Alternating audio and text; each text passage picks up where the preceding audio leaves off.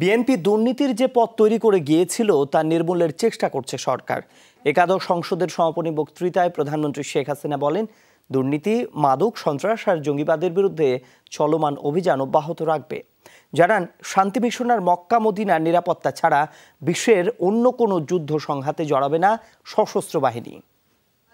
সংসদ নেতা প্রধানমন্ত্রী শেখ হাসিনাকে একাদশ সংসদের প্রথম অধিবেশনের শেষ দিনে রাষ্ট্রপতির ভাষণের উপর ধন্যবাদ প্রস্তাব ও সমাপনী বক্তব্য দেন প্রধানমন্ত্রী। সুষ্ঠু নির্বাচনের জন্য প্রশাসন, আইন শৃঙ্খলা রক্ষাকারী বাহিনী এবং সশস্ত্র বাহিনীকে ধন্যবাদ জানান তিনি। বলেন, জনগণকে দেয়া ওয়াদা রক্ষা করাই সরকারের প্রধান কাজ। প্রধানমন্ত্রী বলেন, নির্বাচন বানচালের চেষ্টা সবসময়ই ছিল, তবে জনগণ ভোটাধিকার প্রয়োগ করে তা প্রতিহত করেছে।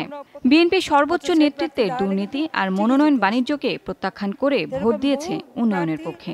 যারা জয়ী হতে পারত, বিএনপি কিন্তু তাদেরকে নমিনেশন দেয় নাই। এই নমিনেশন বাণিজ্য করতে গিয়ে সবই তাদের চলে গেছে। যারা অন্তত জনগণের ভোট পেয়েছেন তাদের সংসদে এসে জনগণের কথা বলুক, তাদের যদি আমাদের বিরুদ্ধে যা যা বলার তা বলে যাক, এখানে কথা বলতে আমরা বাধা দেব না। বিএনপির রেখে যাওয়া দুর্নীতি আর অরাজকতার পথ ভেঙে এগিয়ে যাচ্ছে সরকার। কোনো দুর্নীতিবাজ, মাদক চোরাচালানকারী আর জঙ্গিবাদের ঠাঁই হবে না বাংলাদেশে। মাথার থেকে যদি দুর্নীতি হয় আর সেটা নিজ পর্যন্ত যখন যায়, এটা নির্মূল করা খুব কঠিন। আমরা কিন্তু সে প্রচেষ্টা চালাচ্ছি। আমাদের বিরুদ্ধে দুর্নীতির অভিযোগ ওয়ার্ল্ড ব্যাংকও তো এনেছিল, প্রমাণ করতে পারে নাই। মাদক দূর করা, চোরাচালান বা শিশু পাচার, নারী পাচার রোধ করার জন্য ব্যাপক কর্মসূচি আমরা হাতে নিয়েছি এবং দুর্নীতির বিরুদ্ধেও আমাদের অভিযান অব্যাহত আছে। প্রধানমন্ত্রী জানান, সবার সাথে বন্ধুত্ব নীতি ধরে রেখেই এগিয়ে যাবে দেশ।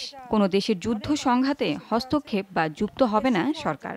কেবল শান্তি মিশন আর মক্কা ও মদিনার নিরাপত্তা ব্যতীত সশস্ত্র বাহিনী অন্য কোথাও কোনো ভূমিকা রাখবে না বলে স্পষ্ট করেন শেখ হাসিনা। আমরা কার সাথে কার ঝগড়া সেটা আমরা দেখতে যাব না। আমার দেশের উন্নয়ন দরকার। লাভলি বিথি, যমুনা নিউজ, ঢাকা।